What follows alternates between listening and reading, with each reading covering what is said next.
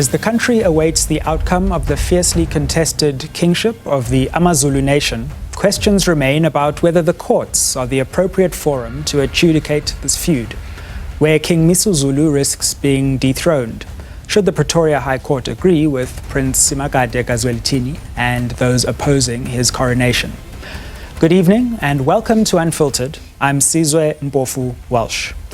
The royal battle laid bare the deep tensions about whether South Africa needs a different mechanism to manage succession battles. Tonight, we ask, can courts resolve the AmaZulu succession battle? Joining us here in the studio for this discussion are King Misuzulu spokesperson, His Royal Highness Prince Africa Zulu of Onkweni. We are also welcoming cultural and human rights activist Advocate Sipho Mantula. And from our Durban studio, we are joined by Prince Simakade's spokesperson, Prince Thokozani Zulu. But first, let's look at this insert compiled by Sizwe Mpofu-Walsh. I nominated my eldest son, King Misuzulu, to be appointed the king in my stead. King Misuzulu's kingship has been marred with controversy and contestations from the moment when he was announced as the heir to the Zulu royal throne. The throne became vacant after the passing of the late King Goodwill Zwelithini on the 12th of March 2021. Queen Mantombi Dlamini Zulu, the wife of King Zwelithini, became the regent after the king's death and was to be in charge until the next monarch's installation. She, however, also soon died just over a month after the passing of her husband. A royal feud soon ensued on who the successor should be. Each time a new king is installed, there are always others who actually want to claim what you call the throne. So if there is such a development, it's not something that could surprise us at all. But it was quite common right through the history of the Zulu nation. King Misuzulu's name emerged as the heir to the throne, later cemented by President Cyril Ramaphosa's certification. Our king is indeed officially the king of the Zulu nation and the only king of the Zulu nation.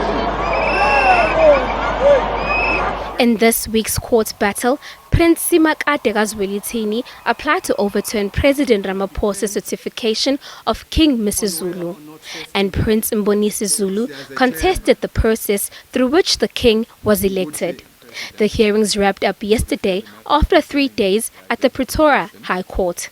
The president's legal representative argued that King Misuzulu satisfied all the requirements for recognition as a traditional king. That the president's impugned decision was neither irrational nor arbitrary. In fact, we submit that it was a decision that a reasonable decision maker could have made. But through his lawyers, Prince Simakade questioned the president's impartiality in the process to determine the rightful heir. The custom must remain the way it is, and in setting aside the decision of the president because the proper processes were not followed, this court will be giving effect to Zulu custom and tradition and the constitution accordingly. Judgment has been reserved on the matter. In the meantime, the Zulu nation will have to wait a bit longer before the court either confirms that King Misuzulu is indeed the rightful heir or whether President Ramaphosa will have to withdraw the certificate of recognition to the king. Tonight we ask, how can royal succession battles be avoided? And can the courts resolve the AmaZulu succession dispute? For Unfiltered, I'm Sizwe Mpofu-Walsh. Prince Africa, thank you very much for joining us. We're very glad to have you here as spokesperson for King Misuzulu. Are you worried about the consequences if the court rules against the president and King Misuzulu in the most recent court action that we saw this week? Oh, thank you so much to have me here to be able to explain some of the things personally. Pleasure to have you. We are not worried at all. We have every confidence in the courts of this land, and it was the very same court that ruled in the king's favor. Because what you must understand is that here, His Majesty King Misuzulu did not choose to go to court. It was the opposition who felt that they did not trust too much on the customary process. The process should have been this: if they did not want the court, we've got what is called inkundla, where the indunas and all the tribal structures of the chiefs, the matters of this nature may be addressed through. But that process was totally ignored, because at that particular time, they felt strongly that they were on the right side. So they shot straight to court. So now we are in court, and we are not the ones to worry about the courts, because the courts work together. You go to the court of KwaZulu-Natal, you're going to get and you go to the similar court of the High Court of KwaZulu-Natal. You're just changing locations. So you're just playing with the weather temperature. So we're not the one who should be sweating. And the king is in perfect calm, and he has no worry at all. And he has obeyed and went and complied with every process of this land. Prince Thokozani Zulu, did you bypass the other mechanisms afforded through customary law, and are you worried that this recent court action further serves to divide the Zulu nation at this delicate time in its history? Once again, greetings, Sizwe, and thanks for having me on this distinguished platform. Greetings, Umtwana Africa, Zulu, and our brother, Sipho Mantula. Firstly, before proceeding, that was it. I would like to point out that His Majesty King Simakade has never been before any court, South African court, to adjudicate upon the issue of succession. And secondly, in fact, it's worrisome to express a notion that all the processes were followed, that is customary law and custom processes were followed, because, you know, all South Africans and the world are aware that the ascendance of Prince Misuzulu amounted to a modern day. I apologize, Prince Thokozani. We seem to have a problem with your audio. We're just going to make sure we sort that out before we come back to you on that question of the continuation of the customary processes. Our sincerest apologies. We will sort that out for you and our audience at home. But perhaps, Advocate Mantula, I could ask you for your thoughts on this court battle at the moment and what it represents for wider questions of the tensions between customary law on the one hand and the constitution and administrative law on the other. You know, Sizwe, thanks and good evening, and to greet my fellow sons of the kings and queens of this country and of the African continent. Very important debate that we have, that if you look at the tensions between the traditional monarchs and the courts, it has been a long history. And if you look at the AmaZulu kingdom also, it has been a long history of how they have went through colonial laws, apartheid, post-apartheid, and the delay of this country that 20 years ago you had what we called Nhlapo Commission that was looking at the kingdoms and the queendoms, or what we call the kingship and the queenship of South Africa. But when you look at the best practice also, it is that even if you might have hierarchies of courts, you have these tensions that we don't ventilate issues by using what I say, the wisdom of the elders, wisdom of the royal family within the senior members, the wisdom of other members who are co-family members in every royal house, in even South Africa. The Bavenda case study also has given us the headache, the Bapedi. So you don't have only the AmaZulu throne or kingdom that is under question post-1994. And that's a question also of a colonial past, an error also in terms of the law and tension of politics. And that also divides, as you have said, that once we have a crisis in the royal house or there's a tension with the royal laws, that also creates tension within the royal communities and the members of the broader African continent, because the broader continent is looking towards South Africa and Africa in the Southern Hemisphere on these issues. Hence I said, Nkapo Commission, but legislation that came late also that deals with traditional leadership framework. And the current legislation that was in this court, the Kwesan, it is not even valid constitutional. So you are trapped also that you are dealing with a faulty and a law that they've never looked at, that the issues of tensions around royal thrones will always be there in this country. But in short, we need to look beyond the mandate also of our kings and queens in a post-apartheid South Africa. Indeed, and that sets the backdrop for us to discuss this recent case very nicely. And I think, Prince Africa, could I also just ask you, because there has been so much litigation and there are many moving parts, can you just distinguish this case, which is about the president's action, from some of the other cases that have gone before, especially the Madondo judgment, which came before this case last year? Hey, you know, there isn't much difference if you think about it. You know, we still basically from the same issues, you know, that we're dealing with. That Madondo put into perspective that, you know, after such a long time, that dealing with the issue and making sure that he gave a clear direction, and it was given.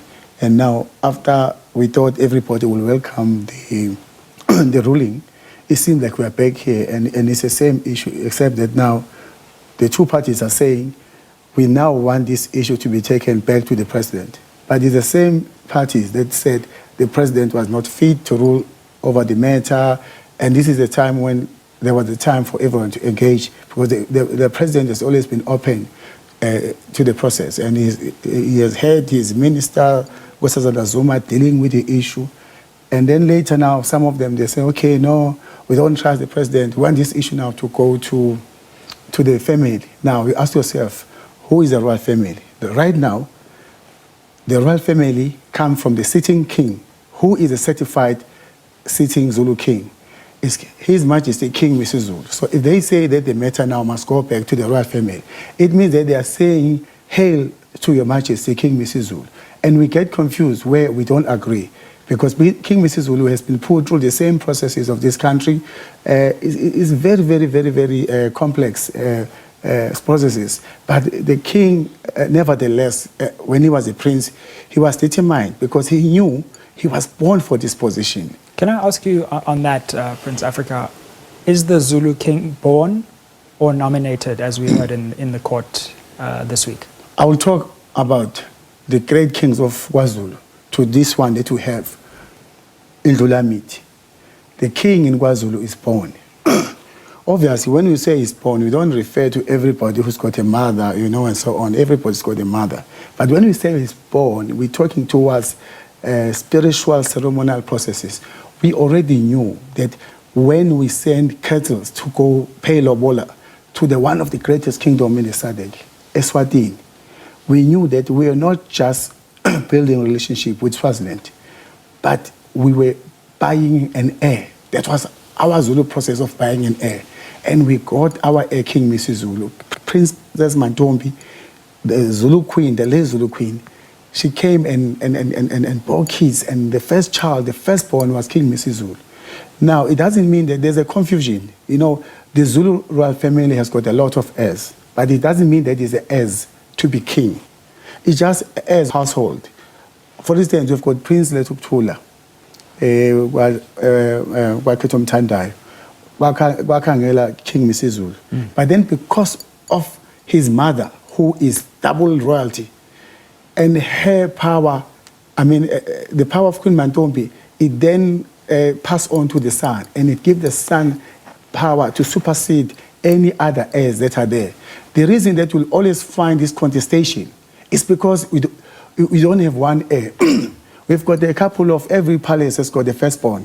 So because of that issue. And just before we go to the break, to be brief, but we will come back on this, what about the contention from Prince Simakade's side that there was a process of bringing him into the womb, as it were? Yes. I can explain the process. Do you believe that's a legitimate way of viewing who is the rightful heir, or do you believe that in fact it is Misuzulu who undoubtedly is the rightful heir? Okay, I can explain that process. Prince Makade stayed at Kwaketo Mthandayo before he went and stayed at Kwakangela Royal Palace.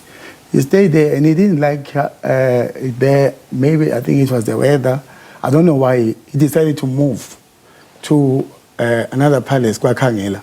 Okay, now the process is simple like this. If such a thing has to happen that someone, one of the siblings who come from another palace has to come and be part of the womb, you have to start counting now. You have to start using maths.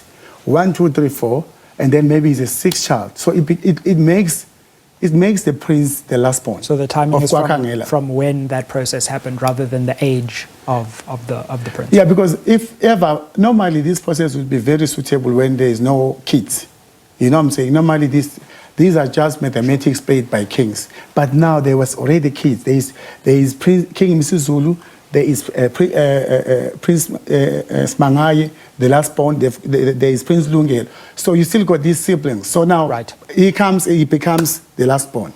So the issue here is just about the last born clarity. Indeed, and let's go to break. We've opened with questions about South Africa's legal system and exactly how this question fits into that system, and also the very detailed questions of who the rightful heir to the throne is that this case has raised. Stick with us as we come back and debate this question further.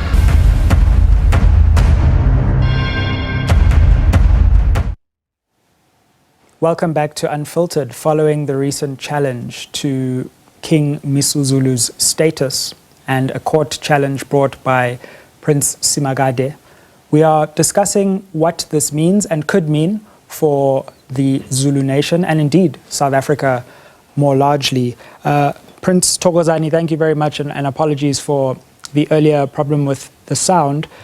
Could I come back to you on the question of whether you had bypassed all of the customary avenues to resolve this question and thereby went to court prematurely?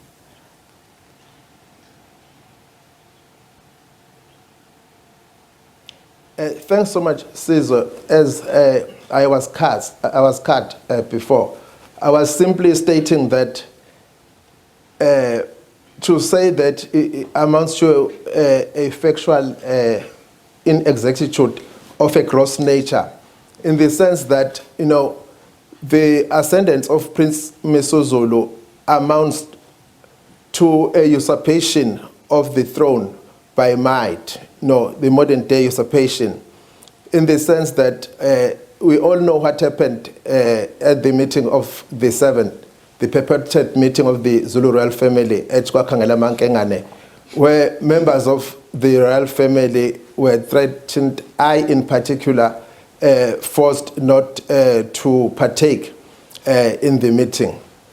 Secondly, I've heard that courts have ruled in favor of Prince Misuzulu, but I would like to state that, in fact, King Simakade has never been before any South African court, and therefore it's not correct to say that any court has ruled against him. Maybe when we deal with the issue, the resolution of this matter, we can't ventilate outside of what has transpired in court. We all witnessed how or which issues were raised by the defense, that is both senior counsel Mwerane on behalf of the first respondent, being the president, and senior counsel Pakrin on behalf of Prince Misuzulu. They raised two issues. The first issue being the fact that there was no dispute, which then warranted the president to issue the certificate. But that is not true, because there were a number of letters written, one of them being written by Prince Misuzulu to the president, second letter being written by Prince Misuzulu as well attorneys Stross Dali, to the effect that there's a dispute. A letter written by Eswile Premier of the province to the effect that there's a dispute. A letter written by Princess Tembi to the effect that there was a dispute. And in fact, it's those letters that actuated the president to write a letter to the Eswile Minister of Culture to the effect that there is indeed a dispute that necessitated a constitution of a mediation panel. In terms of the letter written to the members of the mediation panel, the president acknowledged that there was a dispute, hence an intervention in the form of a mediation. In terms of the terms of reference of the mediation panel, there is a dispute. In terms of the report of the panel, there is a dispute. In fact, the panel even recommended that an investigative committee be constituted in terms of Section 8, subsection 4. Could I ask you, Prince Thokozani, that is being raised? Do you think do you still think?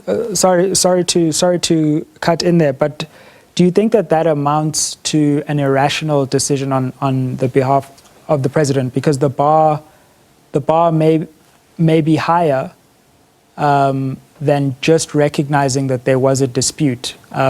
Would you say that his actions cross the bar of irrationality?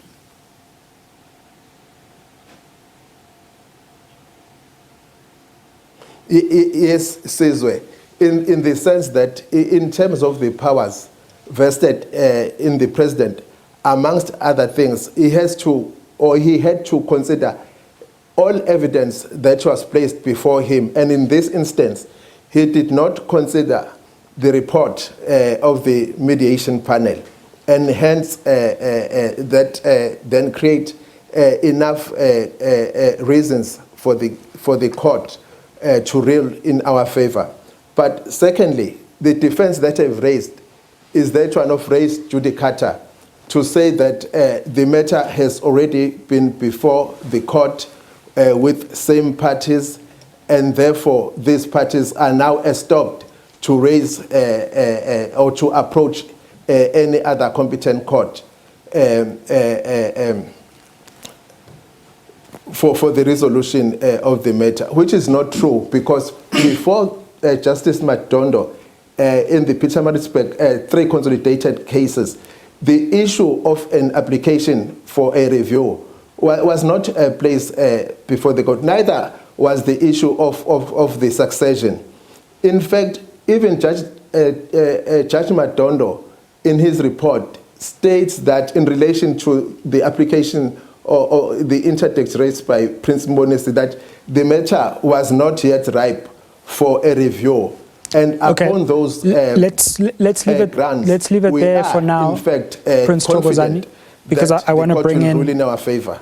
Sure, let me bring in some of the other panelists on this. Advocate Mantula, what do you think about whether the president erred here? Because that's really what this case is about. We've had cases about the will and the extent to which the will is legitimate.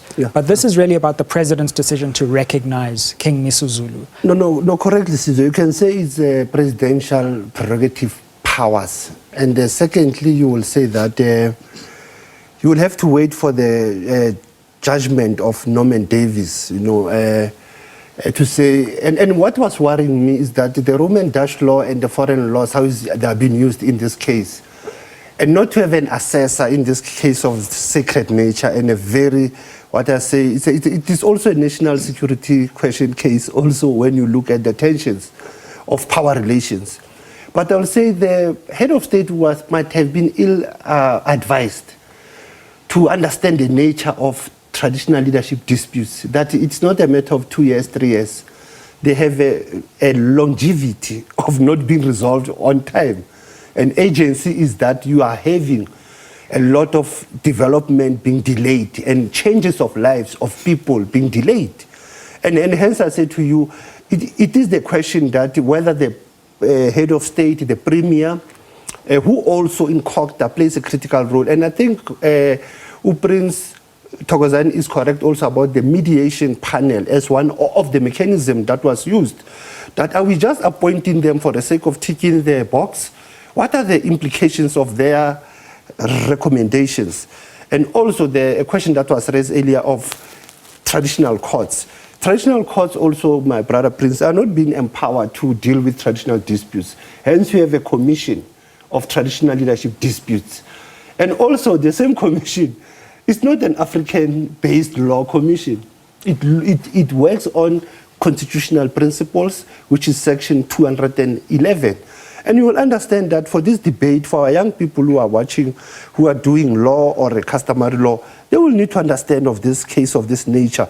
How do we resolve the issues of kingship throne when also we have heads of state or politicking the issues of even traditional monarchies? Indeed. Prince Africa, why do you believe that the president acted correctly in recognizing King Misuzulu?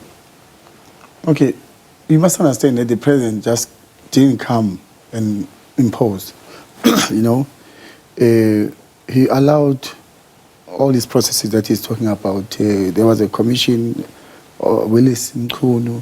There were so many parties that the president consulted and people that were advising in the processes.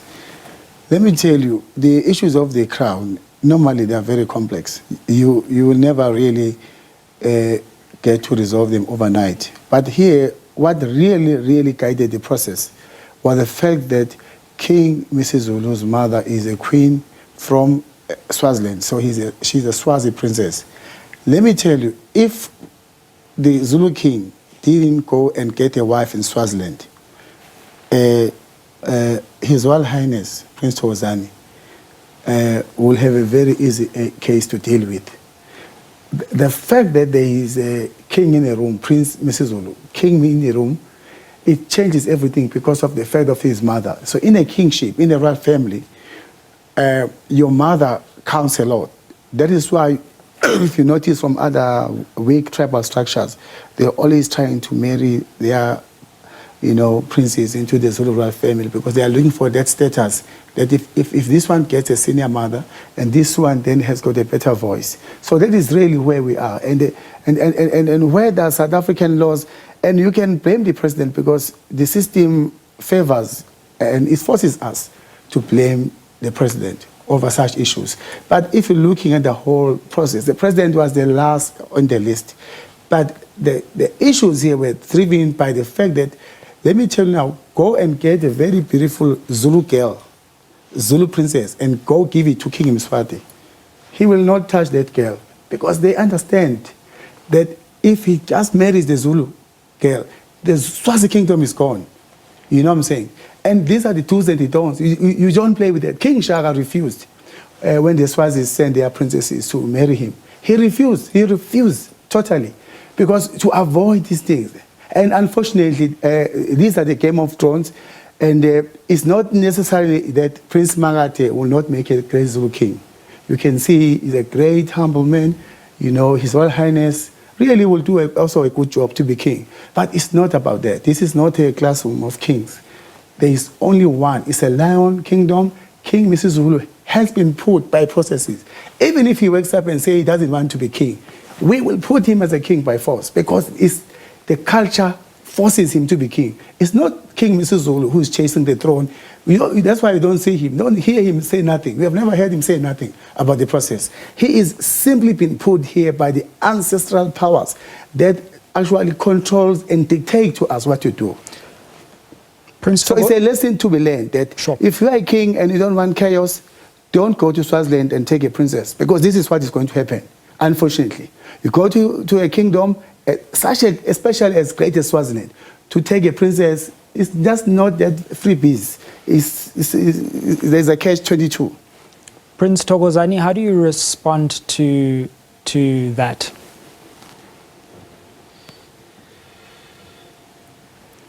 Yes, thanks so much, Sizwe. Before proceeding, I would like to state categorically that it's factually incorrect that the Zulu royal family refused to engage in any form of the process, because it's on record that in terms of the report of the panel, that the section of the royal family advocating for Prince Misuzulu totally refused.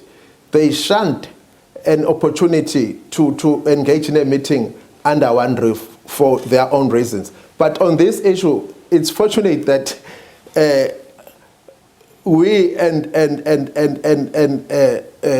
His Royal Highness Prince Africa, we are in unison on the question that the status of a male child or of an heir is determined in terms or by the status of her mother. And in this instance, we are in unison that the status of the late Umntana Nkosi, may her soul rest in peace, being the daughter of a king, King Sopoza, and the fact that her lobola was paid by the Zulu nation, then entitles her to give birth to an heir to the Zulu nation. However, what His Royal Highness does not state, in fact, it's a critical point. One of the factors that gives rise to evidence and or an allegation that the process of nominating and identifying Prince Misuzulu was not done in terms of customary law and custom, because the issue of ukufaka esweni of King Simakade was ignored. And we have an established customary practice whereby a king or the head of a family would decide to reconstitute or reorganize his family by ukufaka ingane esweni, that is affiliating a particular child into a particular house, or in certain instances affiliating the entire house. But in this instance, it's not that case. Indeed, Prince Thokozani, we're going to have to go to a break there. King Simakade. We're going to have to go to a break there, but we will come back on that question of ukufaka esweni and the status of a child who has been brought into a household in that way versus one of birth, because that really seems to be the nub of the issue as it relates to the question of succession. We are discussing the Zulu royal house. As you know, this week there was a major court case which could further complicate the question of the legitimacy of that house and King Misuzulu's reign. On the other hand, it could further cement King Misuzulu's position. We're discussing the legalities of that, the cultural import, but also the importance for South Africa as a whole. Stick with us. We'll be back after the break.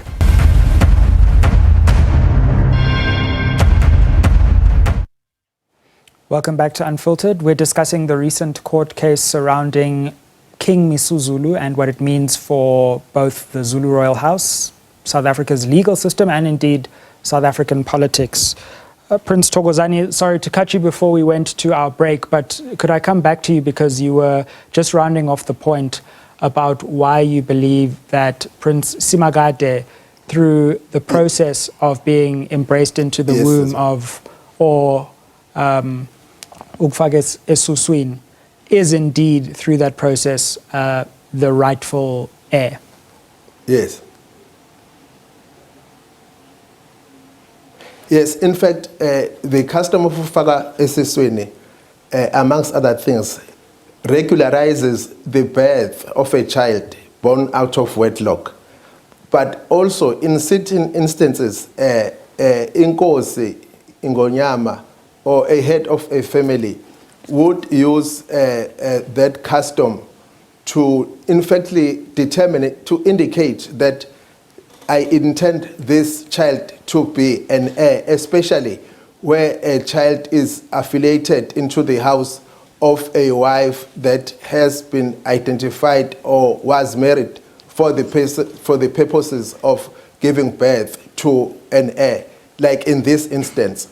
Also, there is a historical customary practice to that effect when Isilo Saganodwengo Inkosi Umpande affiliated Prince Cetshwayo, as he then was, into the house of Indlovukazi Sangoza Ogansiyana, when in fact Ogansiyana already had a child, a male child, by the name of Prince Dabulamanzi.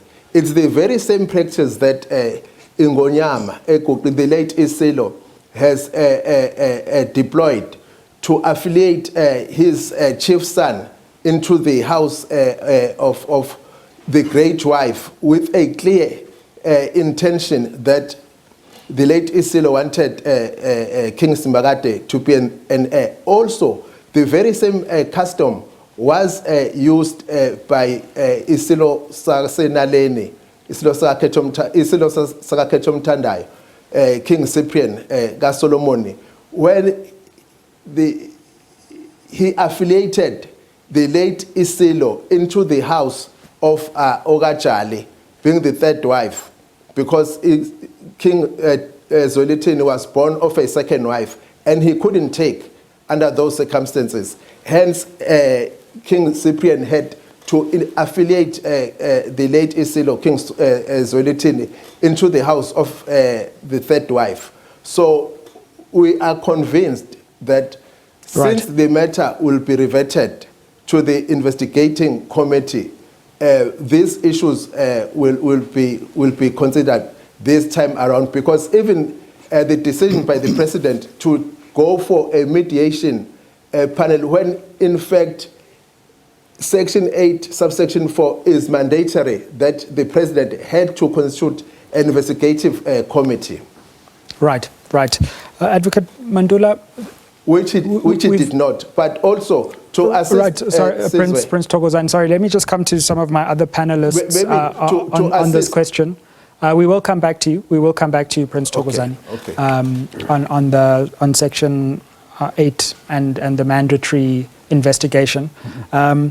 But Advocate Mantula, I think there's also an interesting, deeper question here about the tensions in our legal system of customary law on the one hand, and we've got administrative law, but and supposedly the Constitution is supposed to mediate these. Yeah.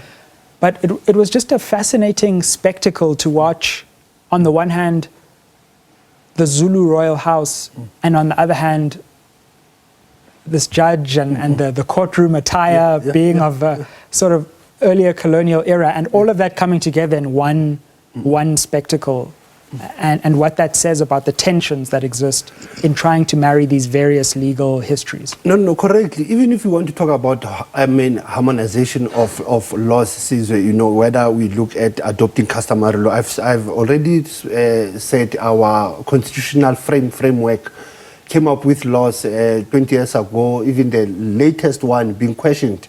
But you'll understand that the process of identifying, nominating anyone who will be the heir to the throne in this country has been silent, because procedure has been outlined, and it can be flawed by any parties. And that's where you need to understand the substance and the context and the content. And I think the issue of historical genesis is very important. The issue that has been ventilated in the court also is the role of the royal family and the meeting that also has to decide, and the administrative law that you mentioned of the same application procedure that has to be followed. But as we'll understand, these are the matters that has to be looked into when you have to review this country 30 years later, to say from 1994 until now, have we moved to understand that there was a need for us to allow traditional monarchs to can develop their own laws to deal with their own challenges. But we have allowed whether Roman Dutch law or English law to creep in, and that's where we are having this challenge. Hence I said some of the laws in the acts that deals with traditional leaders are silent. And that's where it gives the vacuum, and that's where it opens up for even further divisions. Prince Africa, I suppose one of the big questions here is, what is the correct procedure for succession and for a new king to become king? And do you think that this process has revealed any weaknesses within that legal process, whether customary or otherwise, that there isn't sufficient clarity in exactly how that process should happen? I know these are very exceptional circumstances where you have, people who would be obvious heirs who very unfortunately passed away at crucial times. But do you think maybe there is a lack of legal clarity in terms of the customary law of exactly how succession happens in these circumstances? No, we can't rule out that, there's still a lot that needs to be done, through our legal system. Running governments is a work in progress. King Pante in 1872 was installed by the Dutch Afrikaans people. And it should not come as a surprise, while the Dutch law is also very much involved in as far as, because the culture has evolved. But the issue here is that we've got so many sons of a mechanic, and all of them, they just want to be mechanics.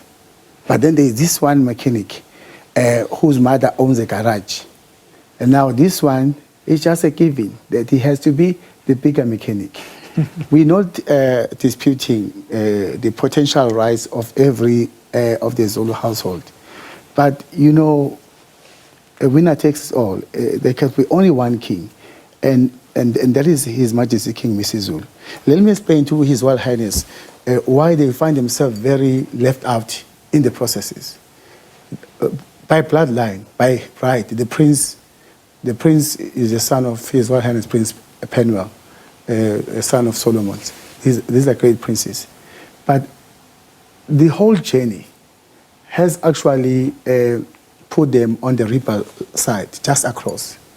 So, because there's a sitting king, the royal family can only come from the sitting king. So when the princes come and say, we also with the royal family, we want to come, maybe that is why they also face some difficulties in now and seeing their rights being taken away. What is taking their rights is a gamble that they took to go after Prince Magate and bidding for him, which is a noble thing to do because they have lost a lot on the journey. But it's not just Prince Magate who wants to be king. We've got Prince Buza.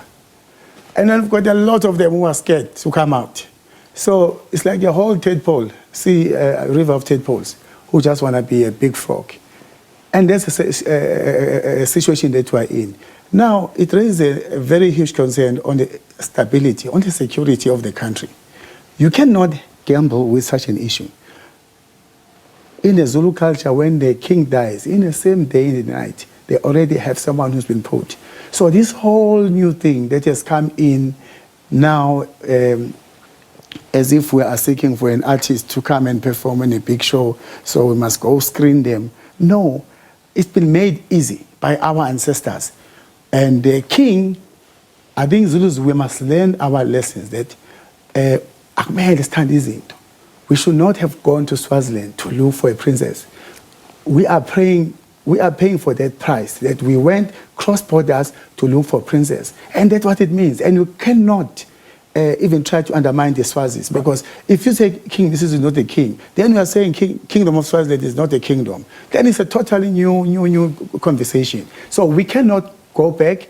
And the processes need to be improved. Of course, obviously, we need to engage scholars.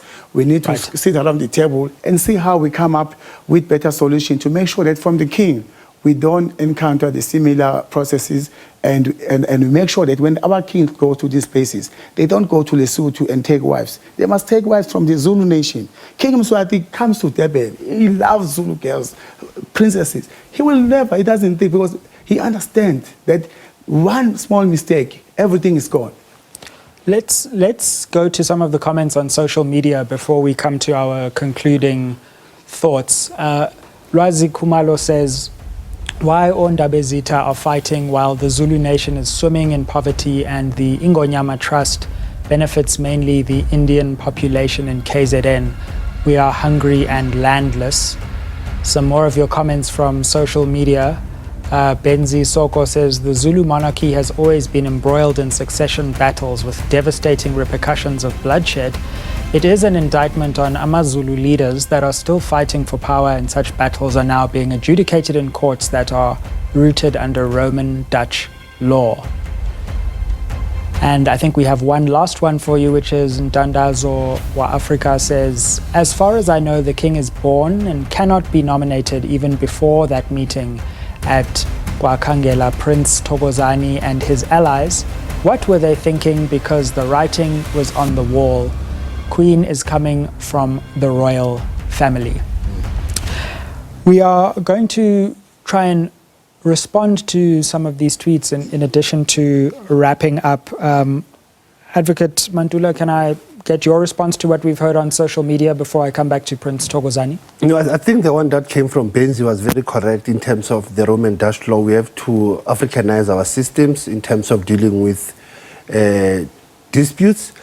And the issue of whether born heir or whether being appointed, selected, nominated, again is what we said earlier, constitutional framework of how a king has been nominated post 1994 and the 2003 traditional leadership framework. How do you nominate a king?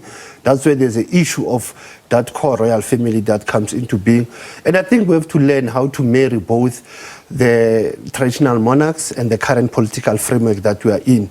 Because I think that challenges that are there on the land question in Guanyama Trust is something that we have to look into. That the Zulu kingdom is a very big kingdom. If you look at the language, you look at their presence, we are talking of 15 million Zulu people in this country that will look upon this case or this even judgment.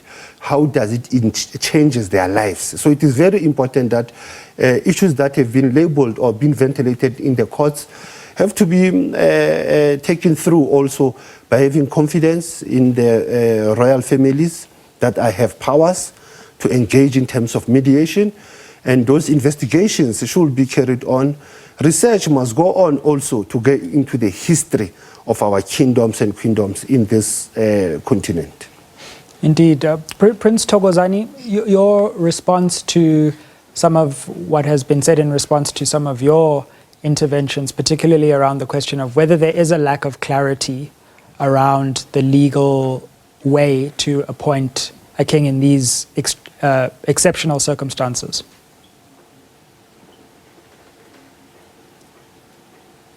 Sizwe, in fact, there is absolute clarity.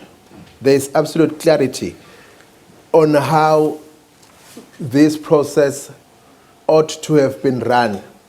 But we get our response from the interviews of Judge Ngwenya, the erstwhile chairperson of Ingonyama Trust, where he's being interviewed by Princess Londiwe, which clearly demonstrates that there was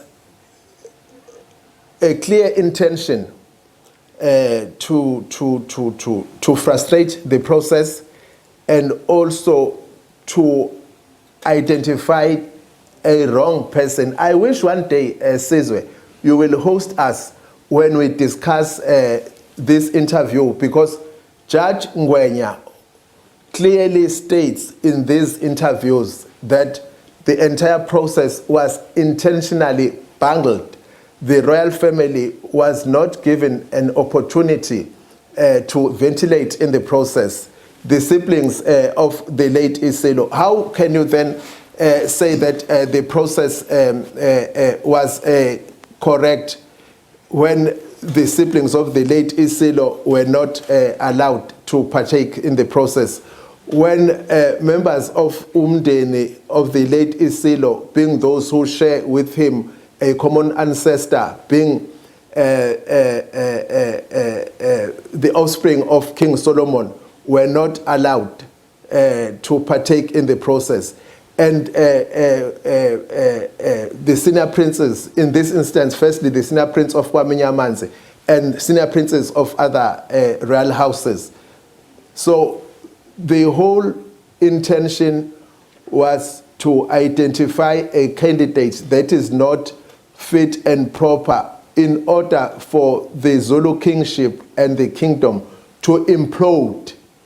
In fact, it's a tactic that is not new, a tactic that has been deployed since our subjugation in 1879. In fact, I'm unanimous with Advocate Sipho Mantula when reflects on the issue of the relationship between our jurisprudence being having Roman Dutch law and part of English law being referred to as our common law. The problem starts there. For us, as members of the Zulu royal family and other indigenous people of South Africa, the problem starts there. In fact, with us, it started on the 1st of September in 1879, when Sir Kenneth Wolseley convened a meeting of the Zulu luminaries led by Prince Ndabuko to reinforce the demands in terms of the ultimatum. But at paragraph 7 of the document they called Settlement of Zululand, they stated that whoever would be identified henceforth would be identified in terms of the Zulu customary law and customs. However, subject to the nod of the Queen in terms of the British law. It's the very same thing that is happening right now. Hence, we as the Zulu royal family, the Zulus, and any other indigenous people in South Africa has to view this as a form of a continued occupation, and it has to be resolved because it's a contradiction. You can't, even the Bible will say, when we are in Rome, do as Romans, but with us, we are pariahs in the land of our forefathers. Can I, as we close off, having heard those reflections from Prince Thokozani and Prince Africa, also having heard some of what you've had to say, this is a delicate moment for not just the Zulu nation but the country, because what happens in the Zulu nation has the ability to destabilize South Africa, never mind the Zulu nation. Are you convinced that cool heads will prevail, that wise leadership, no matter how complex this becomes, especially from King Misuzulu, will be able to steer us away from a potential catastrophe around this question of the leadership? You see, it has become customary that you will find a section like led by His Royal Highness side complaining after the king is sitting. And people should not be misled, maybe, that this will maybe bring about any uncertainty around the country. What will happen is that this noise will start, and then obviously, over 5-7 years, it will just disappear as resources also diminish. Because we are here because as well is that there's a lot of international funding that is involved in this thing. A lot of potential mining projects that are standing on this thing.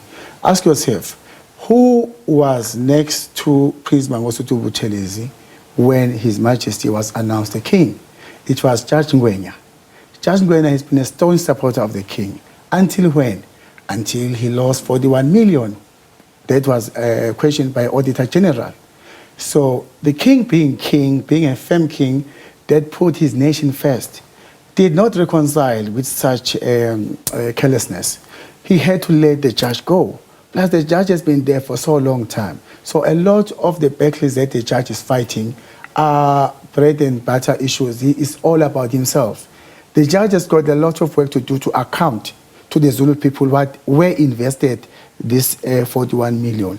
So right now he has joined the team of their Royal Highnesses, and now he says the process was flawed.